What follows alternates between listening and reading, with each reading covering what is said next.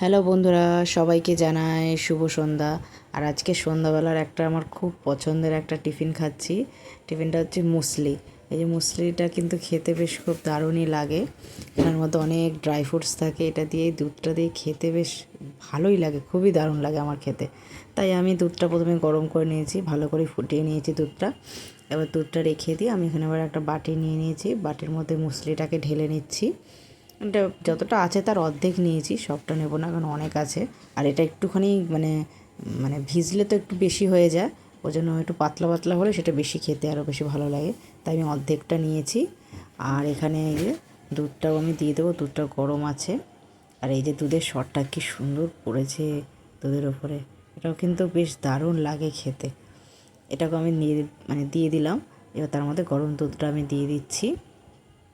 গরম দুধটা দিয়ে এবার আমি এটাকে ভালো করে নেড়ে নেবো। এবারে আমি এটাকে ভালো করে নেড়ে নেবো, নেড়ে নিয়ে এবার তারপর আমি এটাকে খাবো।